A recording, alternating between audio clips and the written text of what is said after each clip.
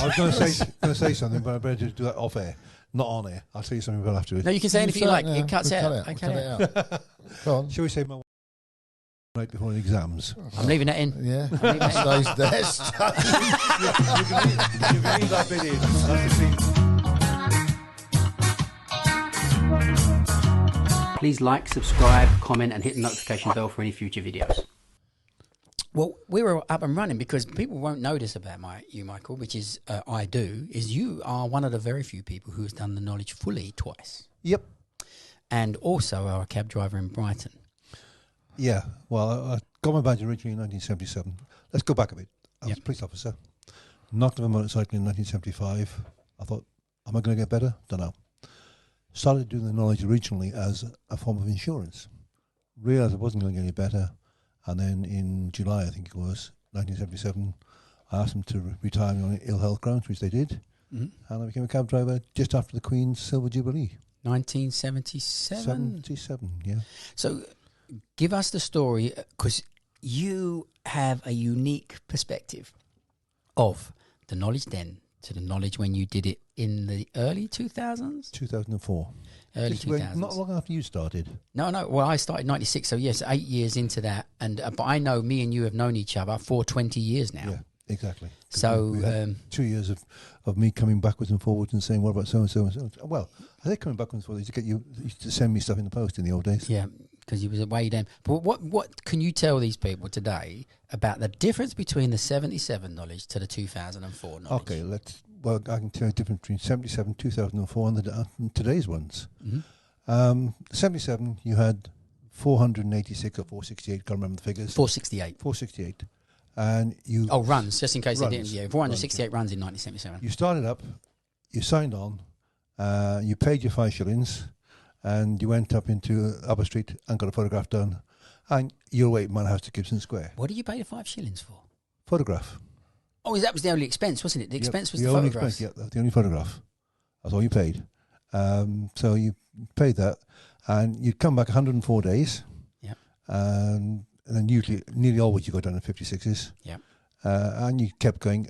What used to happen is you start doing the runs, page by page, and you go up, and they'd ask you questions based on different runs, different places. And always they'd find something, I'm going to do that next week. Or they'd always get to that point. Mm-hmm. But you kept there, and you got your 21s, 14s in those days. 14s, I did 14s. 28s, 21s, 14s.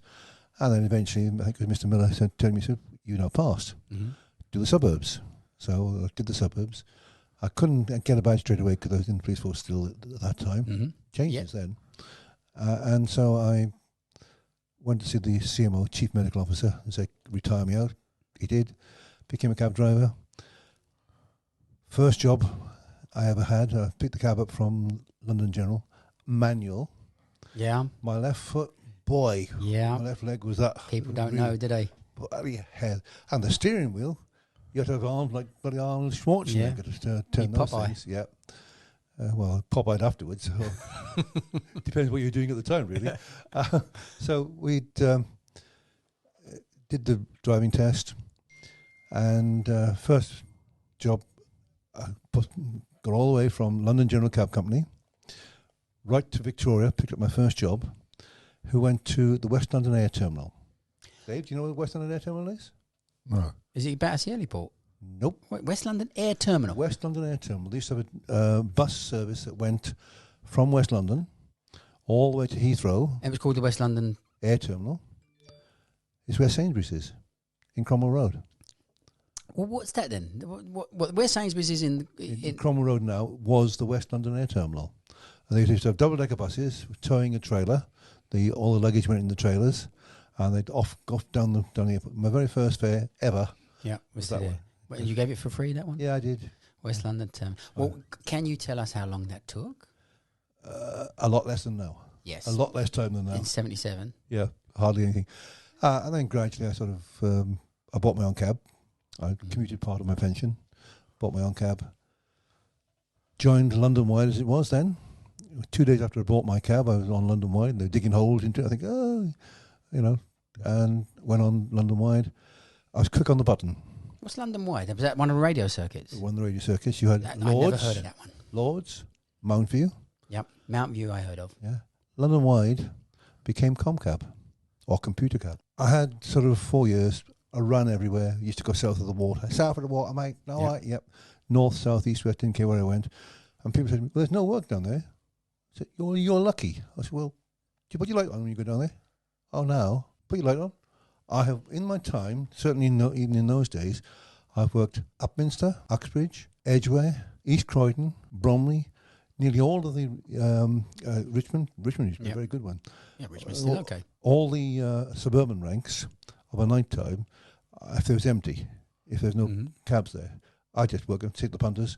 Do you know where you're going? Yeah, tell me where you're going, then fine. Or look it up. No GPSs in those days. I didn't care where I went.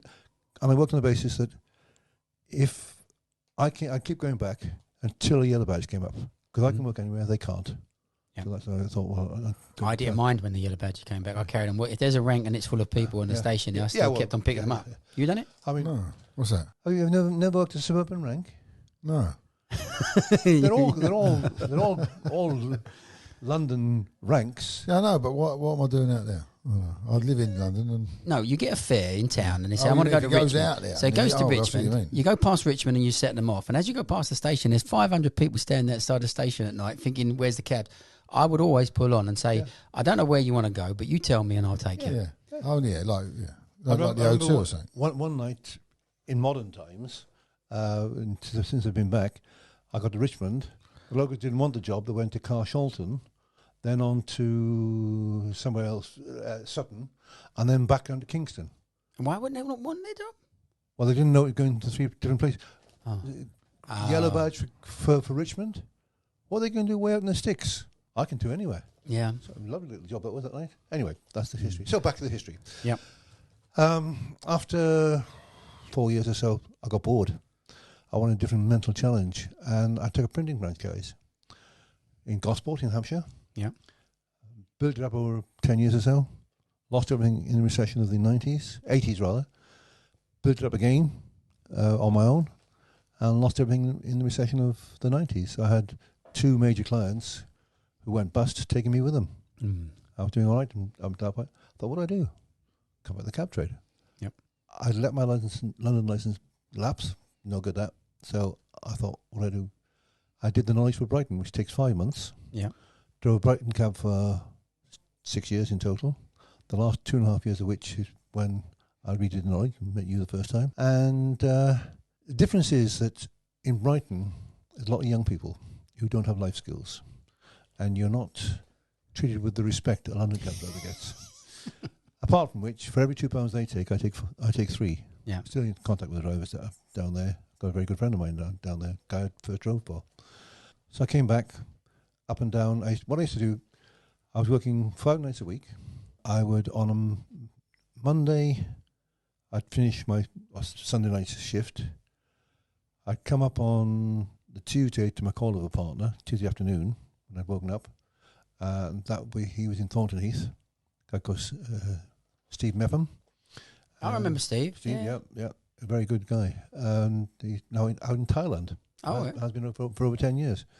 I'd come up, we'd do call-overs on a very strict basis of time. Not how many runs can you do. 15 minutes, and it was very much business-like. I'd come up on the Wednesday, I would have pre-prepared my runs. I'd spend 8-9 hours doing runs from 5 o'clock in the morning, I'd leave. Go down to Steve's 5:30, 6 o'clock in the evening, and leave there, gone 10 o'clock. We'd call over again. And then the rest of the week, I would be at my computer at home, preparing runs for the following week, and then coming up and calling over. And I used to put them into little booklets.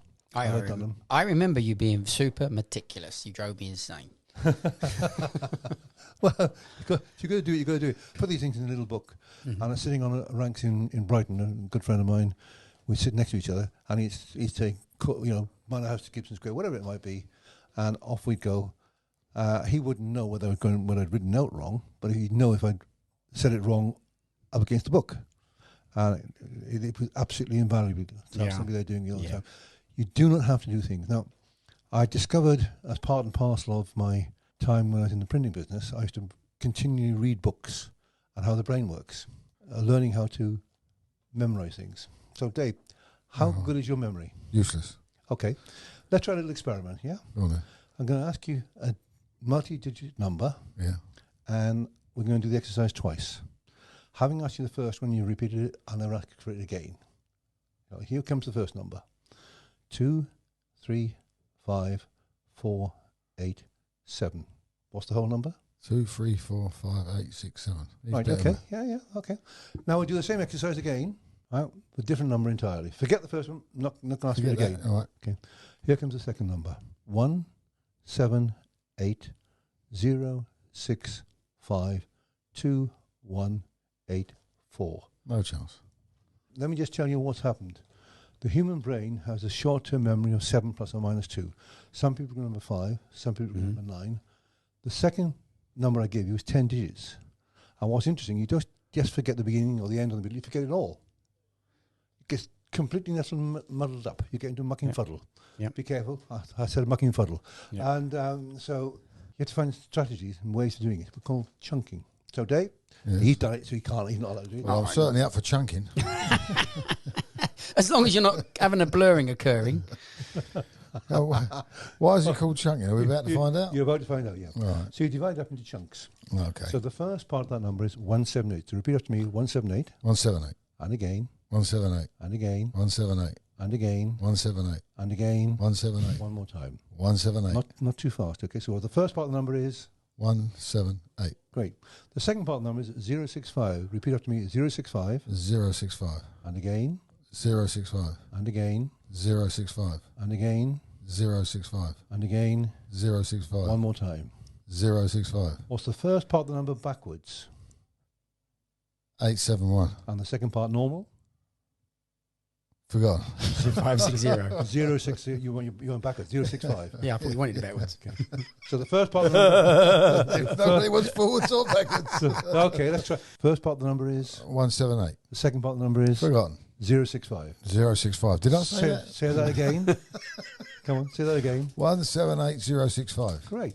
The third part of the number is 21. Repeat after me, 21. 21. And again. 21. And again. 21. And again. 21. And again. 21. One more time. 21. The first part is? 178. The second part is? 065. The third part is? My age. 21. Good lad. You should be so lucky. This is more like your age. The last part. What's coming? The last part, 84. Repeat after me, 84. 84. 84. And again. 84. And again. 84. And again. 84. And again. 84. Give me the whole number.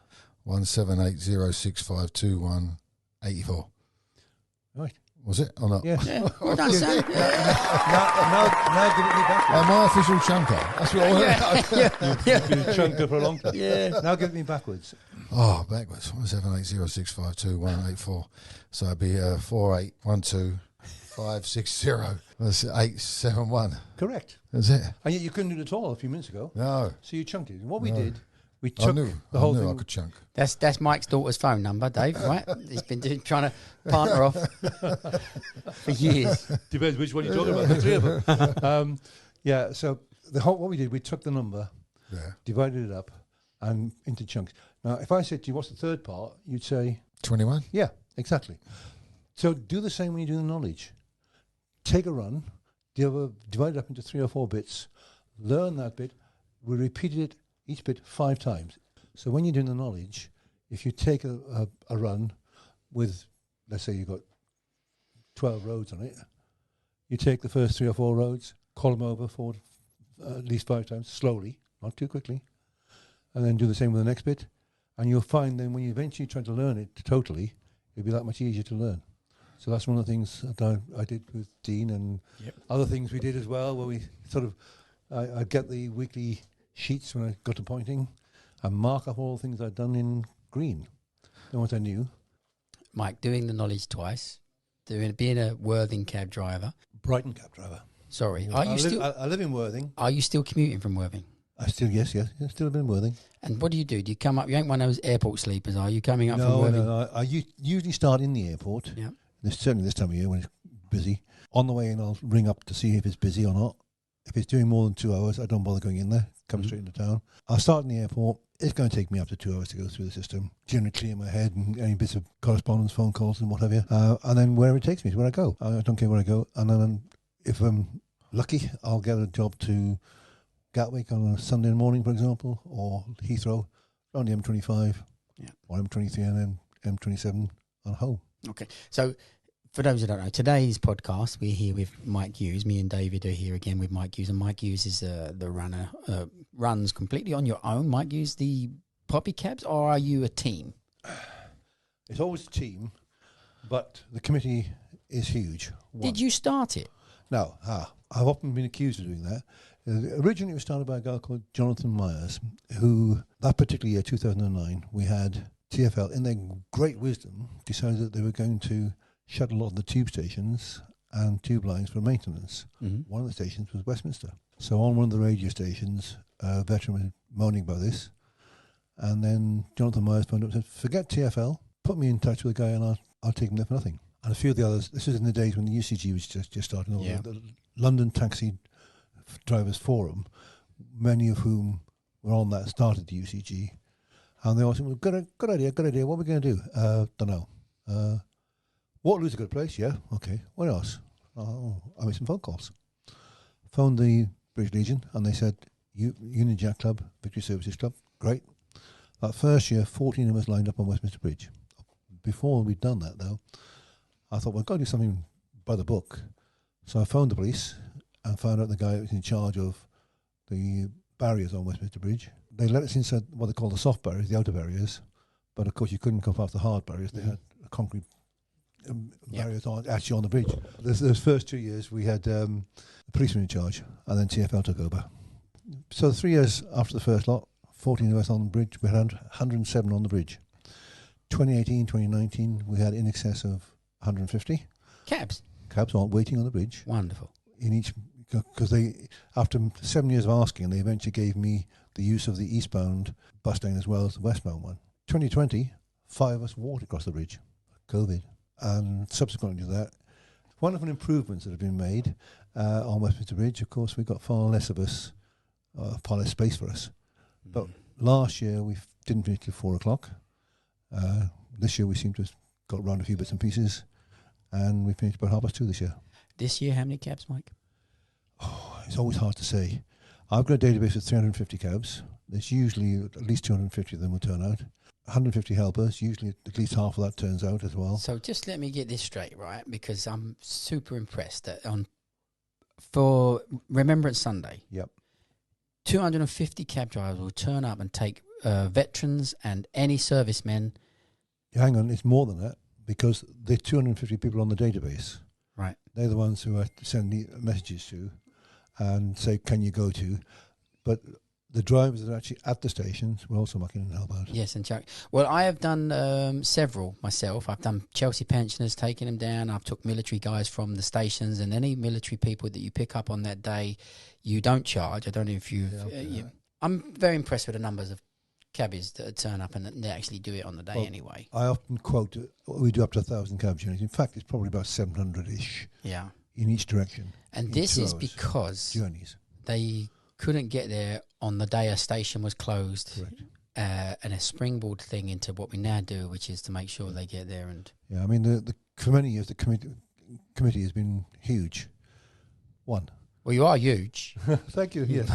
Yeah, thank you very much. But arguing with yourself, that's a bit difficult. Chunking.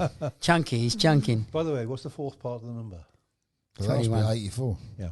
21. No, it's 84. Third part is 21. Yeah.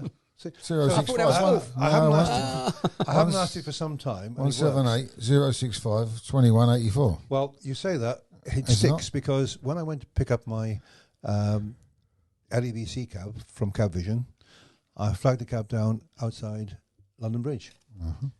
He jumps in, he says, 178 065 2184. 4 years previously I'd asked him that. I still remember the number. Oh, you haven't done something to me, have you? Yeah, you're now start, when he makes a chicken noise. Yeah, I know. My wife's going to find me naked in the street and shit 3 a.m. or something now, saying those numbers. Yeah. So the whole point is that chunking works. Trying to fill your brain with too much too soon scrambles your brain totally. Exactly. You've got to take it easy. You've got to take a little bit at a time, and you've got to repeat, and repeat again. And repeat. There you go. But there's something else to add to that, Michael. I mean, a lot of people, when they come to the knowledge, they think, oh, shall I learn memory techniques? Well, learning memory techniques is a study in itself. Yeah. So you're studying the knowledge. And repeat and chunking are the simplest and most effective ideas anywhere. So you don't have to go off learning memory techniques. But a lot of people don't understand the value of repetition, and they don't understand the value of making the information small piece that I can remember this and then add this and remember this with it added and added and added.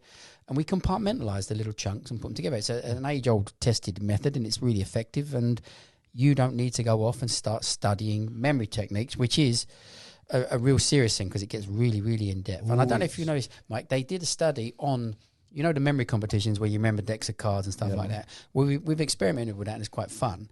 But they'd done real memory tests on the guys that would win these memory competitions, and found that they fundamentally had below average to average memories and above average technique. Yep. So that everything they were doing was all around technique. They had no better memory brain than anybody else. So some people can have an actual physical good memory, which they could just use, because there's some people can remember every day of their life. But that's the phenomenon. But the guys that win the competitions with the decks of cards and everything else, no, they're nothing to do with their memory. Everything to do with the techniques that they've applied to it. And the basics would be chunking, but they usually use memory palaces and storytelling to create longer strings of information. Is that the same as like counting cards in a casino? Yeah. Against the rules, isn't it? I don't know if it's illegal, but it's against the rules. It always seems unfair, doesn't it? I'm basically better at it than you because I can count the cards. But how would they make that illegal if it's... You can do it, but they won't let you come in there because they consider too good. You're too good. Yeah, it's not. But they will chuck you out. They'll chuck you out. They'll chuck you out if they think you're doing it. Get you out of it. But it's not, strictly speaking, illegal. And they have ways where they can detect these things. They have ways. Well, what a skill that is. It's not only the fact of counting cards. It would be the weighing up of percentages. So you know that the 3 kings have gone and there's only 1 king left. So therefore, the percentage chances of me pulling that king that I need for my hand. That's where the poker players come in. Yeah, they're good at that. Yeah, I'd never like. I'm not a gambler, so I leave that to my dad. That stuff. Yeah. So the whole point of this chunking thing is that you notice I could ask you that number, any part of that number, in any order. Mm-hmm. Right? What's the second part backwards, for example? 560. Okay. So when you're actually coming to doing the knowledge, if you chunked your runs rather than taking one long piece, if you're trying to work something out from an examiner's asked you, you can take a chunk from one run, a chunk from another run, and put them together, forwards or backwards, and it helps you considerably. So I always try and spend time with knowledge students when I see them. I spend half an hour or so and say, well, try these methods of doing these things. Do you use the same number that you've just used on me for everyone? Yeah. You have to, otherwise it'll get difficult, won't it? So there'll be people watching. Everyone would have been repeating that. But then I might then just turn around to people and say, well, you know, I do have a couple of numbers occasionally. But that's the same. You should have done your phone number, Mike. We'd have all memorised your phone number, and then when it comes to getting on Poppy Cabs, we know who to phone. Oh no, there's no phone number on there. There's an email address, because believe me, on Remembrance Sunday I get so many phone calls. It's the brain goes mad, shall we say? Yeah. What is the email? Let's memorise that. Okay, there's a couple of them. Yeah. One to remember mainly is poppycab@virginmedia.com, not poppycabs. Poppycab without the S at virginmedia.com. Could you have got one of the smaller providers rather than Virgin Media? Maybe someone that was just gmail.com? Gmail causes problems when I'm sending emails from my other one. My main one, personal one, is mike@mikehughes.org.uk. So my name's on there. Yes. Yeah, so could you not get Mike Hughes at gmail.com? Gmail. The hassles I have, if I reply to somebody from Gmail and I've got an attachment or something to it, or it's part and parcel of a large group, if I send from the Poppycab address, it accepts it. Most places. If I send from Mike Hughes one, it doesn't. I just got to remove 1 or 2 lines or bits and pieces, and there it goes. It is the bane of my life, Gmail. It is terrible. Because of spamming, there's loads of filters in place on all these things, and it is terrible. So presumably the Poppycab one is seen as a whitelist one. But when I send out, bearing in mind I've got about 350 to send out at a time, I can usually get 150 or so out in one, not in one go, in 3 or 4 bit chunks. With no attachment. With an attachment. I suppose it's because it's the attachment that generally causes these problems with bulk emails. I mean, the briefing notes, the final briefing notes, most of it's bullshit. I know because I wrote it, but there are the odd chunks. Yeah. Here we go. Blurring's occurring, Dave. Yes. Yeah. The odd chunks of knowledge in there, so useful things in there. Most of it's there for people to tick boxes, and I try and go through it so that everybody knows what's involved on the final briefing. Things like, for example, we use the bus lane at Cockspur Street. When I write that out, it is recommended you go down to King Charles I Island to turn around. Notice it's recommended, not you must. With a cab driver, if you ever want help, ask. Mm-hmm. If you're really in trouble, they'll go to the end of the earth for you. If you tell them to do something, even if there's money involved, the second word's usually off. It's written in such a way that it's requesting cab drivers to do things. But those who've been on my final briefing, know that my introduction is always, people say my management style is similar to that of Genghis Khan or Attila the Hun. Mm-hmm. They're totally and utterly wrong. Both those are far too left-wing for me. And then I'll say that I appreciate you're all volunteers, so please remember, whenever I say anything, it's always a request. It's just that sometimes it may sound like a command. And the final bit is that there's every chance I may upset one or more of you before the end of the day. Please don't take it personally. It's just that sometimes I can get too enthusiastic. And from that point onwards, I can get away with blue murder. Yeah. Or it seems like, anyway. Do you know what my payment is? My cab is at the front of the line on Westminster Bridge. Show off. That's the only payment I've ever asked for. My space is always left at the front. It's usually the last cab to leave, but it's always at the front. It's a magnificent thing that you arrange and that us cab drivers get involved in with poppy cabs. I got an award last night. We was going to get on to the award. It wasn't a BAFTA. It was Oscar. It was the Worshipful Company of Hackney Carriage Drivers. Yep. And they awarded you what exactly? Exactly, I can't remember. It's on my phone. It's the. I've got a picture. I'm putting it on the screen now. Put it on the screen. Put it on the screen now. That'll tell everybody. It's for charity and for involved with all the charity work. And you were standing alongside our good friend Tom Hutley. Yeah, he was sat next to me. He got one for his work that he'd done with helping them with PR. Yep. And television stuff. And you was also sat next to my nephew. Your nephew, yes. Nicky O'Connor. Yes. Who was getting his badge that day for the tour guides for the Worshipful Company of Tour Guides. And a few of the others that were there, people who've been helping me in the past as knowledge boys or knowledge students and are now cab drivers. So, I mean, I'm very good at getting volunteers. I can remember one guy called Lee Martin and his friend, must have been 7, 8 years ago, maybe 10 years ago. I can't remember. They were going over Southwark Bridge. I said, where are you going? Oh, we're doing some pointing. They said, not anymore, follow me. We took them down to Great Southwark Street and they volunteered. And Lee's still been coming there every year since. Oh, wow. He's actually part of the senior management. I say the management team has been one. I have a group of people who I trust, really trust. People like Doug Cheshire, who's the guy in charge of the vintage taxis, Lee, and a few others whose advice I trust. Don't always take it, but I trust their advice. And they're the people who are in the more senior positions. They know what they're doing on the day. I try, if I can, to think of everything I can before the day, on the day it's handed over to other people. Cab drivers, left alone, know what they're doing. Cab drivers told what to do will do the exact opposite. So, apart from our own organisation, the Worshipful Company of Hackney Carriage Drivers, recognising all the great work that you've done, surely you should be up for a knighthood. Possible. Why is it not possible? Why not? Yeah, why not? I work nights. Is that good enough? Yeah. That means I got to work nights in the hood? Well, you know, these guys, especially the veterans and what we've ever done and what you're doing for them, and it's our... Let's just get... I know Charles, King Charles. The first. Spaniel. Yeah, especially after it's King Charles III.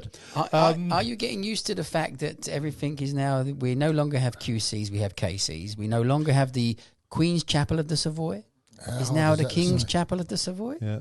Obviously, I've done poppy cabs for a long time, but I'm also a volunteer driver for the taxi charity for military veterans. They put me together with a guy called Major Edwin Hunt about 7, 8 years ago. He, heck of a character, I'd taken him to Normandy and Holland several times. 2019, I think it was very, very cold. He ended up hypothermic. He was so bad, they held the ferry up for 45 minutes in case we had to take him off. Long story cut short, this is. We got back. I took him all the way home. He started to me after. He said, "You should take him to the hospital when we got to Harwich." I said, "Yeah." He said, "But you took me home." He said, "Yeah." I had another veteran with me at the time, a guy called Fred Glover. Heck of a story he's got. And then in 2011, what? 20 past 8. Yeah, what planet? Am I on the planet Zog? Yeah. All I can say, 178 065 2184. See, it works. It works. So last year, 2022, that's more like it. The Ted's history. He was born the 23rd of March, 1920. In 1948-20, he was sent to Narvik in Norway, where the first thing they had to do was prepare an airstrip. He was an engineer. Dunkirk happened. They had to destroy everything, pulled out. He went to work on the defences in East Anglia. And then he was a waterman and lighterman, who were the precursors of taxi drivers. The original taxi drivers, the waterman and lighterman. Yep. He and others were recruited in 1943, so that by the time D-Day came along, he was a captain in charge of 15 special low-draft rhino barges on Gold Beach. So 6th of June 1944, he was there. In 1945, he and a Dutch engineer by the name of Constance Lambrechtsson designed and built what became the longest all-floating Bailey Bridge of World War II. Last year, they had a commemoration to it. To him or the bridge? They opened for the bridge, but he was the guest of honour. Yeah. I'll come back to that in a moment. So after the war, he retired as a major, started a school for watermen and lightermen, and rightly claims he saved many people's lives because he taught them how to be safe on the water. And in 1978, he was appointed the Queen's Barge Master, a job he did for 12 years until he was age 70. He was pig-headed, stubborn, opinionated, cantankerous, kept trying to order people around, and would never do as he's told. And he said exactly the same about me. Which is why we got on so well. If you'd seen us together, you'd swear I was being totally and utterly disrespectful. The exact reverse is true. They knew, he knew, and his family knew, and I was told, whatever it takes, whatever it costs, he's going to go there. Because they were opening the memorial, and he was the guest of honour. Yeah. He didn't know he was the guest of honour. He knew he had something important to do there. We were there for 12 days, and he would literally die. I carried a DNR form, do not resuscitate, which is his wishes should something happen to him. So he knew I'd get him there. He knew I'd get him back. What age was he when you was doing this? 102. Shut up. 102, yep. So he was deteriorating. And this is where Mickey Harris comes in. I said before I left that nowhere was I going to go on my own with him. Somebody had to come with us. Yeah. Carer. So the family got in at Worthing. We drove to Dartford, where we met Mickey and his wife, Barbara. Barbara sat in the back with Major Ted, and they got on like a house on fire. He always liked a new audience, did Ted. And I didn't realise Barbara had terminal cancer at the time. Great lady. Got on the ferry. The guys at the taxi charity, medics looked after Ted there, but I was really, really stressed out. But the Dutch people had arranged for 3 army nurses to look after him in turn on a rota. If I'd been 40 years younger, should we say one of them would have made me stand to attention. 100 years younger. Gay, oi. Maybe in Ted's case, but not mine. Yeah, go. However, so they it was like Atlas having the world taken off his shoulder when they turned up. They were very good. When at the end of the thing, they gave me a bottle of whiskey, which I didn't open until a year later. And there's a reason for that. I'll tell you in a minute. So I got Ted back, and I couldn't see him in his care home because the care home was in Worthing, where I live. He kept the care home getting locked down for COVID. They'd locked down for 10 days. Then somebody else would get locked down for another 10 days. The idea was that when the taxi charity brought people to Worthing for the weekend, for the day out rather, I had arranged to pick Ted up. I said, even if you're in the back of the cab, you can say hello to people. Yes, he said. Weekend before, he fell and broke his hip. Local doctors examined him and said, we're not going to operate because if we put him under, he's not coming back. They were hoping to get him out on the Tuesday. Didn't come out. Came out on the Wednesday. I believe I was the first non-staff member to see him. And he gave me a huge hug. If I'd hugged him back with 1/10 of the pressure he'd given me, I'd have broken his back. And I said to him, so sorry, Ted, you know. He said, no, lad. That's the way he spoke. You gave me something so special. And it meant a lot to me that he said that. I arranged to see him the following Monday. Had a phone call on the Friday beforehand to say, from the ward sister, He's deteriorated coming on the Saturday. So I went in on the Saturday and saw him 3 o'clock to 3:45. He wasn't conscious. Mm. I know that the last sense to go and the first one to come back is always hearing. So maybe he heard what I said. I don't know. That's why whenever you see somebody in a coma, be careful what you say. Yeah. They can often hear what you're saying. Well, I'll make sure that you got that tenner you owe me. No, the 20 quid you owe me, I think, isn't it? Yeah. I tell you what, we both agreed Dave will just both a tenner. Yeah, yeah. Is that right, Dave? 178 065 2184. Still, I can say to this. I tell you what, I have about £1 for every one of those numbers. Yeah. Hey? I forgot it now. It's 10 digits, so, you know. So he, I saw him on the Saturday, I left him at 3:45, 6:20 he was dead. This is where going out on the trips with the veterans and also with the kids, I've not done the kids myself, but I know people who have done. Yeah. Because the kids are so hard work, not in a nasty way, but you know, I'm an old fart. You're a nasty bastard. No, I'm an old fart, and I can take old farts around. I'm at their pace, you would say. Yeah. But the kids, I've got no chance of keeping up with them buggers. Yeah. But the drivers get attached to them, and it can be very, very emotional. So you don't realise that's the payback. That's not where the money goes, and it's more than any pound note you're ever going to take. Yeah. So there you go. That's It must be heart wrenching. I mean, every year on year you do these things, and you slowly see. What's scary about it is, for me, is you probably become aware of your own aging and mortality. You're seeing these people pass away, and you realise every day it's getting closer and closer. Yep. Don't you think about it now at all? Now you're older, don't you think about how much time you got left? No, I tell you, yeah, we've done it. Me and you have both made changes, and I've made changes because I had my first child when I was 47, and my second when I was 49. So it means I'm an old dad.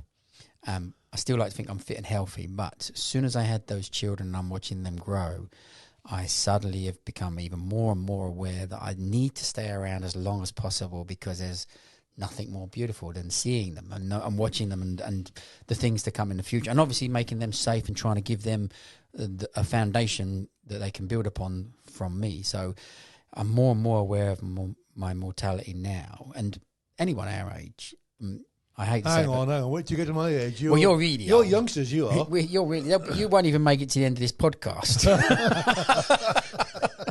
Hang on. Is that a 45 you got there, Dave? Oh, no, you just... No, but every single one of my best friends except one is dead. So most of the kids that I grew up with, that were all best friends, didn't make it into their 50s, Dave. And it's like, so we're lucky. And in that sense, though, me and Dave have both stopped drinking, and we're not stopped drinking forever. That's not my plan. Just take breaks.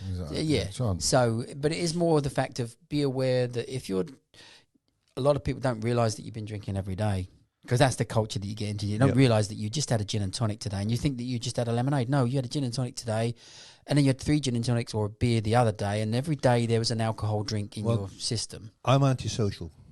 I grew up in the days when you were antisocial if you're a non-smoker. Everybody smoked. Yeah. Flashy ash, and you did. I never smoked. Never. Did you smoke? When I was younger, yeah. I say young, I think I started at about 25 years old, like a lunatic. I was in Tenerife or something like that. When I was 2-year-old, my uncle smoked a pipe, and they gave me one of these clay pipes, kiddie ones. I took some tobacco and smoked it like a trooper. I never wanted anything afterwards. That's the only time I ever smoked. And I very rarely drink, because I've been in a job where I picked up the pieces of drunken drivers. And with kids and family, I've always been the driver. So your kids go at night time, you go and pick them up. I used to drink a little bit when I had the printing business. For night time, I was Scotch, whatever. So I rarely drink. I mean, I was out last night and drank no alcohol. And that was an event to be at. You was at your Worshipful Company award presentation. I'd have been blistered on the floor. Me and Dave would have been home by Wednesday. Well, yeah, I definitely would have stayed in a hotel. Yeah. Well, I've been out on booze-ups, absolute piss-ups, when I've come away with my sides aching with laughter at the antics of everybody else. Yeah. And next morning is great. I mean, I remember one year going to a show with the Model Club. The night before, I had 8 pints of water. And next morning, they're all there, oh, my head. I said, come on, lads, some nice greasy bacon and sausages here. Oh, that's lovely after a night, eh? yeah.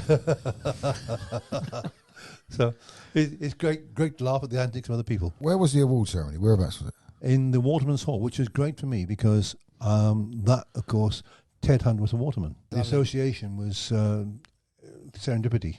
There you go. Was the master of the Watermans there? Lady master. Master of the Watermans is a taxi driver as well. Is it? Yes, Simon McCarthy. Oh, I don't know that. Yeah. Wasn't Waterman classed years and years ago? Classed part of to being a taxi to get him across before there was bridges. He said that about half an hour ago. Yeah, he was still thinking of his number. Were you in this room? He was doing his number in the end. What's the third part of the number? 178-065-2184. He was going over. I don't know. I think you switched me off there. So, Michael, I know that you're a historian thingy, but enlighten us. What are the lightermen? Lightermen are in charge of barges that moved goods, and watermen are in charge of barges that moved people, and they're often interchangeable. So there you go. There you go. My father-in-law was a lighterman. Was he? Yeah. Whose dad was he? How long ago was he a lighterman? He's still alive now. He's 89, 90. He's still got a 89. barge. He's 90 in March. Ask him if he knew Ted Hunt, because Ted Hunt probably trained him. Mike Hunt. Yeah. He would have done. He probably would have done. Yeah, he was on the barges and all that. Started the school in When 1945. they built the Limehouse link, I was driving tippers taking the muck away. He was taking the muck away on the barges down to Tilbury. Still working on it. We were both working at the same time on the same projects, yeah. Wow. On the Limehouse link when they built the link, both link tunnels and the West Railway.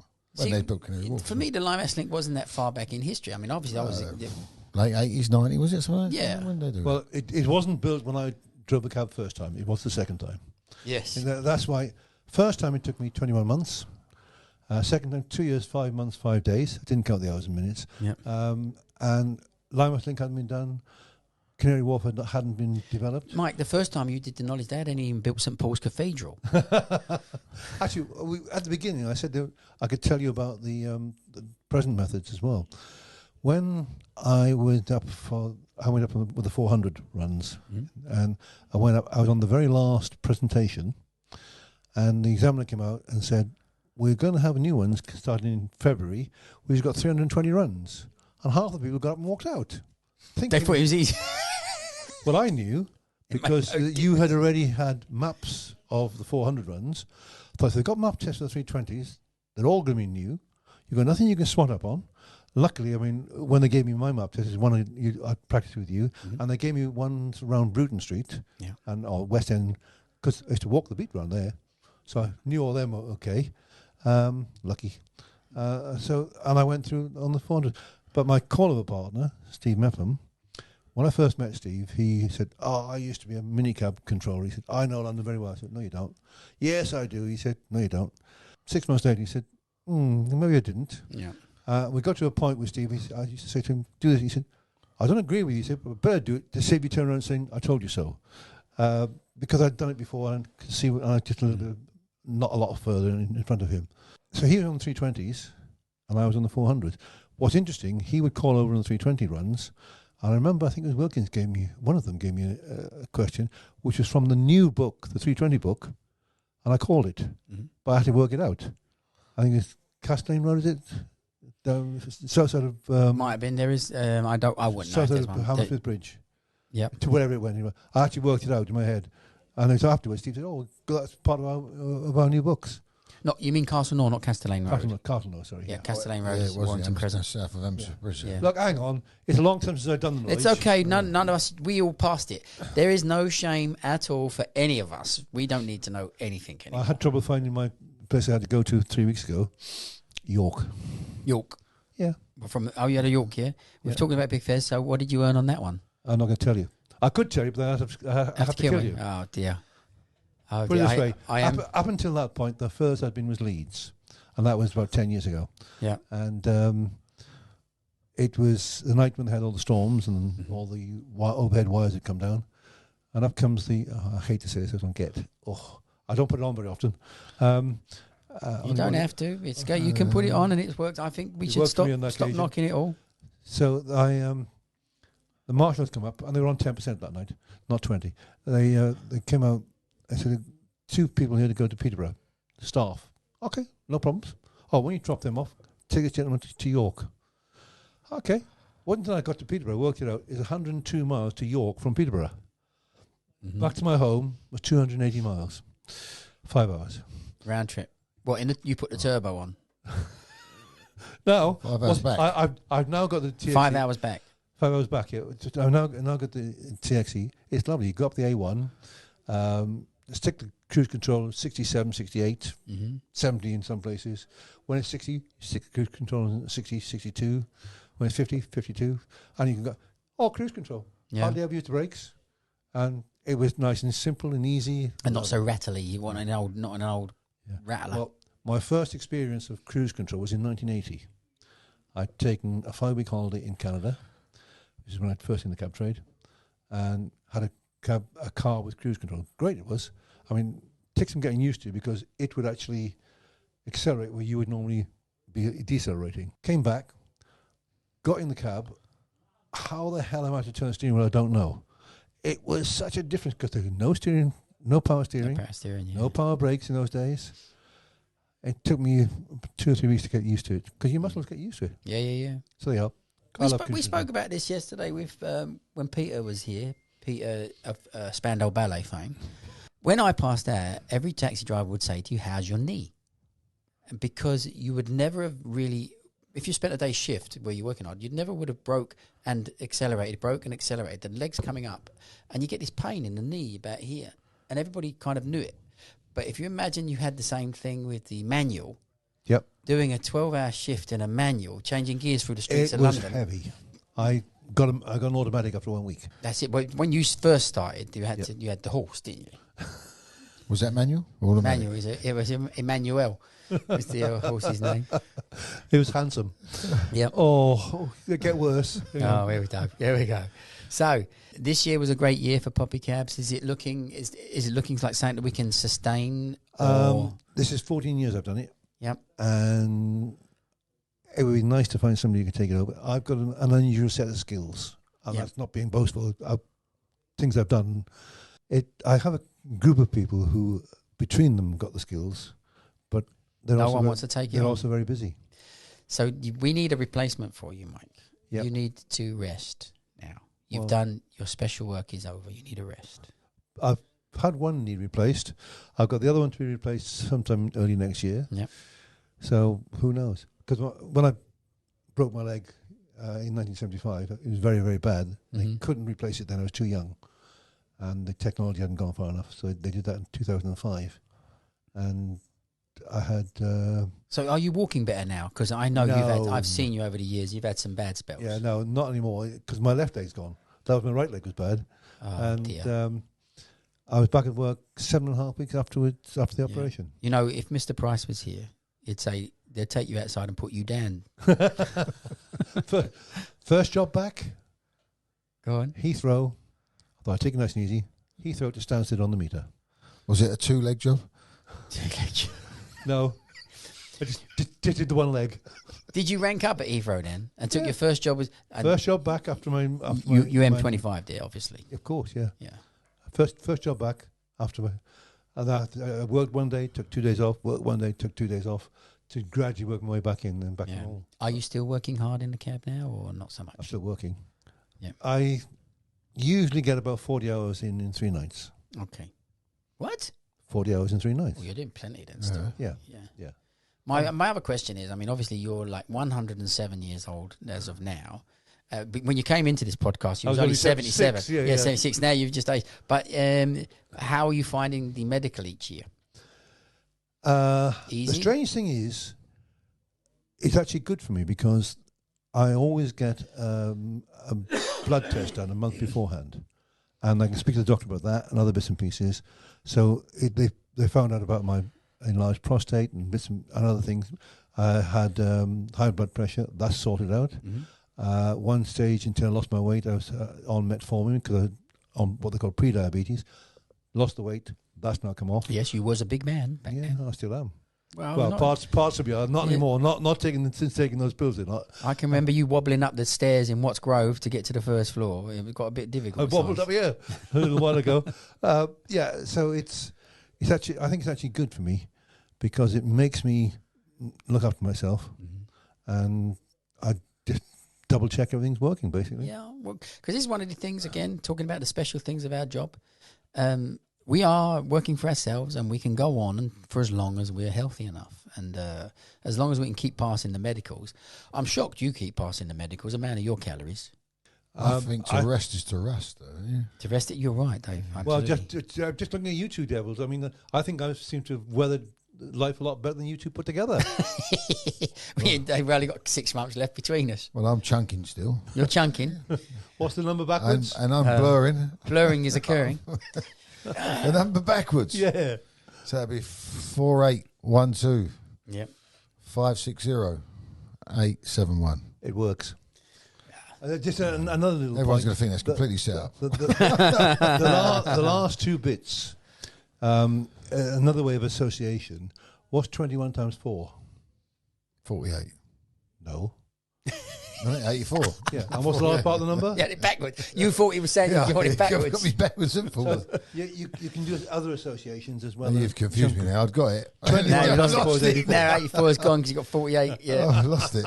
You've mangled his brain. He's now spaghetti. You've blurred me. Yeah. Blurred me. Anyway, as I said, when I got picked up from London Bridge, the guy rattled the number off and he paid forward the fare.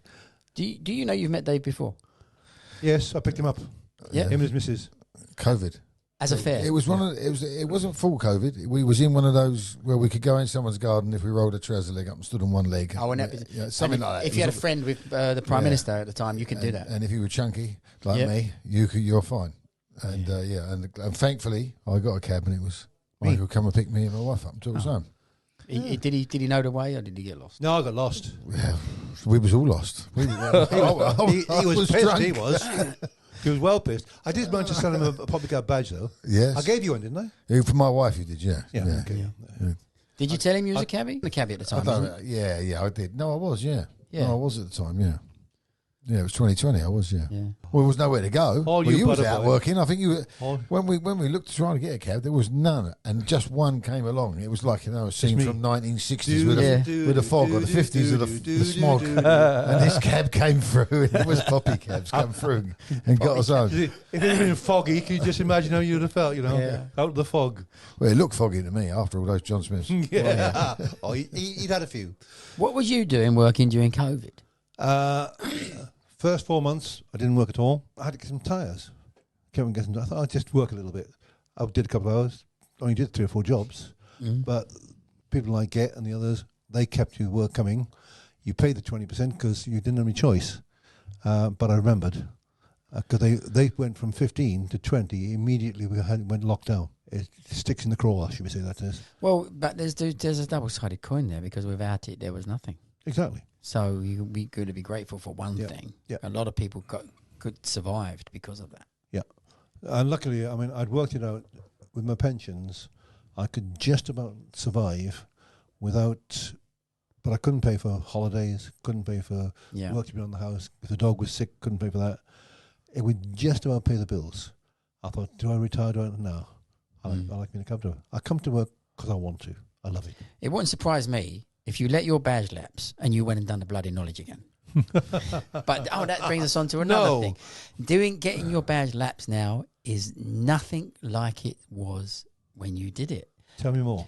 If you've let your badge lapse for even 20 years, doesn't matter.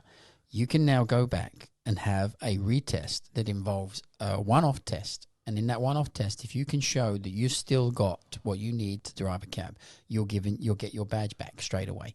If you fail it, you get 2 more chances, but you can go up and you can express. They give you a scoring system. Yeah.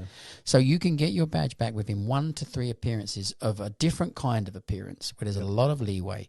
We've done a video about it yesterday and we've done a few in the past. And I think it's excellent because doing the knowledge once, we've done a magnificent thing, making someone like yourself, and you're not the only example, are you? I've got loads in my school who have physically done the knowledge twice, and I could name 4 people straight off the top of my head. So now you don't have to do that, and now you can get back your badge very, very quickly. God, I did all that work for no. Well, you'd have to wait until now, so you'd be 77. Yeah. It only came in a year ago. To be fair, it took me 2.5 years. I was treated fairly. I worked me nuts off, as you know. Yeah. Even though sometimes people thought, "Oh, you were given something." No, I wasn't. They treated me exactly the same as everybody else. On my first 21, only 21, I turned up. I was in the cafe opposite with one of the knowledge point collectors. In comes Courtney Connell, and he says, "Right, come over quickly." He said. Courtney was an examiner at this time that you're there. Was, okay. Yeah. Mr. Price and myself, the only two in. Mm-hmm. So all the things I'd done, oh shit, oh well, no good, all learning all that lot. And in the end, I just relaxed. Waiting there, Mr. Price said, asked me a number of questions. One, he said, take me from Arsenal Football Club to Chelsea Football Club, and I laughed. I said, excuse me, sir, but one of my call-over partners is an Arsenal supporter, the other one's a Chelsea supporter. Now again, the beautiful thing in that day, backtracking a bit, one of my call-over partners was Steve Mepham, lived in Thornton Heath, no problems. The other guy was Dave, he lived in St Albans. And I live in Worthing. You couldn't get much further apart if you tried. But we would spend over an hour each day on the phone calling over. And you can cheat, of course you can cheat. But who are you cheating? Only yourself. And so we called over a lot. Hell of a lot. Call over. Yeah. And we repeated. And that's what paid. One of the little tricks that I would tell people, don't let them know what you know. Make everything look harder than what it is. So if they've asked you 2 football clubs and you know the answer already, don't be flash. Make it look much, much harder than it really is and stretch the question. But by this time, he'd already asked me 3, and I think it was... Good in the bag. I knew that there was a likelihood I was going to score, should we say. I didn't know what the score was going to be, AA. Yeah. But... did you get any AAs on your trip through? That was my AA. Okay, AA. I'm in your Hall of Fame. I was a long time ago. Yes, from Mr. Price. You know, I've lost that document. I have no idea where it is. Because on that document is Peter Gardner, who had 5 appearances. They were all AAs and A's. There was no B's, C's. So he did it in the modern era on just 5 appearances. Wow. And Peter Gardner was completely unique in that sense. He didn't do the knowledge super, super quickly. I mean, he'd done it in about 2 years, but it depends on how long you spent studying to get ready for it. He was a school teacher before, but I am not aware of anybody really doing it in less than 10. So for him to halve it, you have to look at it, and I can't remember the bloody scorecard, but it is 5. It'd have to be a AA, and a AA would take... Well, 3 AAs would give you the knowledge. Yeah. So in some senses, there's 2 A's, and you have to spread that out to make 3 levels of appearances, but that's what he done. I scored in everything except 1. Richly deserved my D. I think it was my first 28s. Believe me, it made me double down from that point onwards. Yeah. Who do you remember who that was? Who gave you that? Was it a man? Mr. Yes. Crisp? Mr. Bishop? No. Before Bishop is the one that gave me my badge in the end. So yes, he would have been the head examiner. He would have been Skull at the time. Bishop gave me the not Price. I said Bishop and Courtney Connell were there on that day. Yeah. And who was the examiner? Previously, he'd done every tube station on the Circle Line. I studied the whole lot.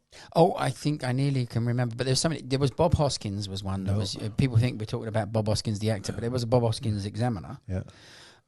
There was Mr. O'Keefe. Yeah. O'Keefe, that's the one. He was a great examiner. He was great because you'd get his lists, and they were very rarely repeated. Never repeated. You'd always have somebody. I'm trying to remember all the examiners now. He'd ask every tube station. And I worked it out. If you go one way, you can do one. And go the opposite way.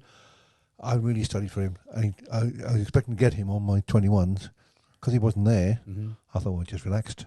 I'll take what comes. And that's, I think, when you relax is when things sort of come into your brain a bit better. Absolutely. This is another thing that I touched upon the other day with another student. When you, for example, don't build up this fear about having Mark Gunning or Jay Patel. If you get the examiner that makes you afraid, take it I don't care attitude. Once you don't care, you're more relaxed, and what will be, and you perform. But if you do the opposite and heightened the tension within yourself, you function even less. Take that with you when you go out. Because I get people sometimes, they say, we need to be there in 20 minutes, and you know damn well it's going to take 30. And I say, can you go any faster? Oh, no. I said, you might be in a rush, I'm not. And they say, what will be. There's a secret number, or used to be a secret number, I don't know if it still applies. If you're going a 30-mile-an-hour zone with a dual carriageway, for example, it's 28. If you average 28 miles an hour, you'll get fewer red lights than if you go faster or slower, depending on the time of day. If you're going in the morning, it's phased for coming in, evening, phased for going out. You must never hit a traffic light, Dave. You always do 28. That's fast, 20. I don't go that fast. Hang on, most of it these days is 20. But you get used to the sequences, and you just keep going. Yeah. I mean, one of the things when we go to Holland with the taxi charity, I'm butterflying now, we are taken with the police. They give us an escort in Holland. We don't stop at traffic lights. We don't stop at junctions. You just keep going. We do 90 on the motorway, kilometres an hour. Yeah. But everything else.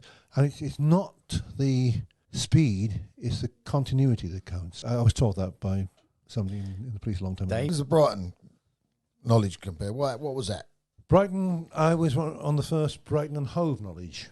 They said Brighton was one town, Hove was another town, and then became a city, Brighton and Hove City. Yep. And you did the knowledge for Brighton, and that covered Dyke Road Avenue was the middle line. Dyke Road Avenue, one side of the road, the houses would be so many hundreds of thousands. The other side would be £10,000 more because it had a Hove address rather than a Brighton address. So I did both, Brighton and Hove. So I was on the first one for that. You mean you did leave on left seafront, set down on seafront, and that was it? There's only three directions you can go. Yeah, the seafront and back again. East, west and north. You couldn't go south. That's true. How long does it take? 5 months. And you're driving to... It's a long seafront, Dave. I would say in terms of the standards, it certainly was then. I think it still is. It's one of the highest in the country outside of London. Yeah. Are you sure? I mean, I don't know anything about the other standards, but I think that's a bold statement. In England. I know Edinburgh's got a quite a good time. So bigger than any of the cities, Brighton, which is a seaside town. Well, for a town, it was a town then. I should think people like a place like Manchester, Birmingham, Liverpool, Coventry, they've got better ones, obviously. But Brighton is amongst the top 10, I would think. Yeah. So you can't just buy a badge in Brighton. You have to just you buy the license for the cab. Yeah. And they change hands. Is there like I go down to Brighton and I want to be a cab driver. Is there waiting lists? Don't know. Not at the moment. So because there can be, I think in some of these places they don't. Oh, hang on. If you want to buy the cab, they have a cap. Yeah, they cap the number of taxis. So you buy the cab from another cab driver with a car. All right. And you also then have to do a little bit of a knowledge to be the driver of it. Oh, yeah, you've got to do the knowledge before. But I could rent that out to a driver who's already got it. Yep. So that's similar to the American system of passing the badge or the medallion on. Yep, which is what caused Uber to come along. So to recap, the first time you did the knowledge in 1977, how long did that take? 21 months. 21 months. 5 months on the Brighton. We're at 26 months. And how long the second one? 2 years, 5 months, 5 days. Add that up. There you go. Yeah. So what's the average now? To be honest with you, I think it's coming down quite quickly.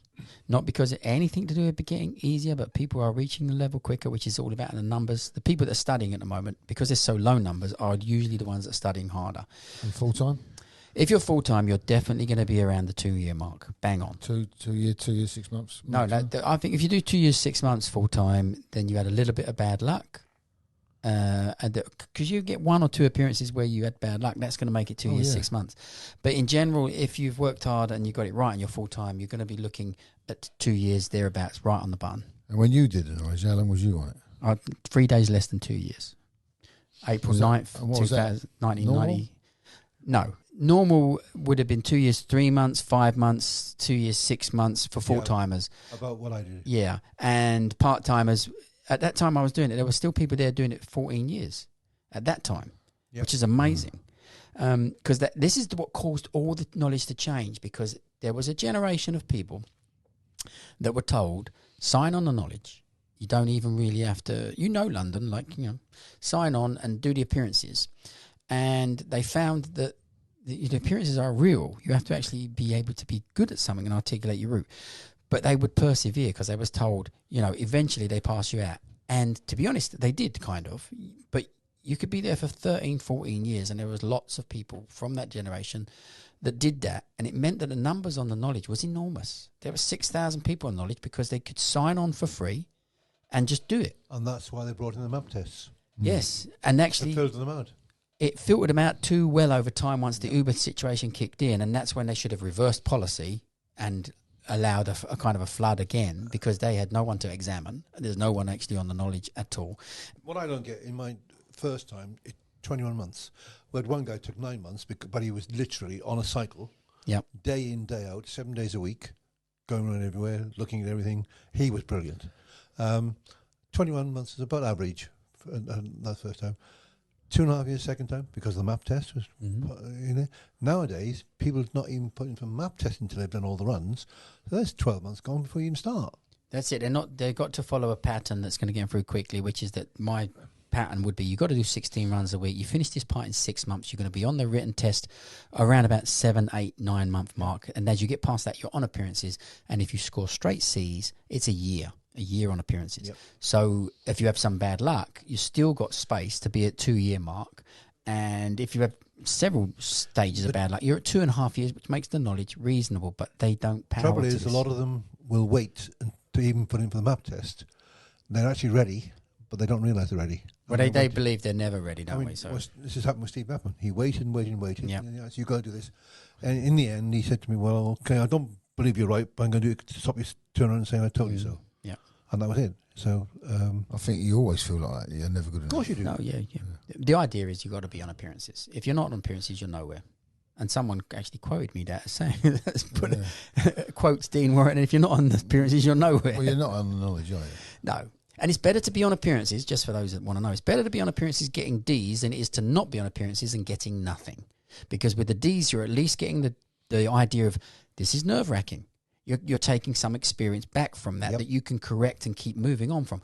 So no matter how great you could be outside of the knowledge, outside of appearances, when you start appearances, you might find you're failing anyway because you've now got the hurdle of, I can't do this. This is a pressure situation. The sheer pressure you get, the adrenaline in your body. I mean, how many times have you been up there? You come away afterwards and you're totally drained. Mm-hmm. Yeah. And that feeling when you actually get the badge, euphoria. Yeah. You end up shaking. It's because relief. the adrenaline's come out of your body. Relief, it's over. Yeah. I used to go home and go to sleep after nearly every appearance. I used to go to the pub. Mike, it's always wonderful to see you, and we've been, I'd say we've been friends for 20 years nearly. Yeah, give or take a bit. Yeah, you've been a pain in the ass every one of those years, and as you point out yourself, you are cantankerous, you are many of those long big words that you could say that come from your posh background that I can't repeat. Posh? Dragged up in the valleys I was, mate. Charlton? That's the valley. Anyway, thank you, Mike. Tidy down there, see, tidy. Yeah, I forgot he was a bloody Valley shooter. boy I am, originally, see.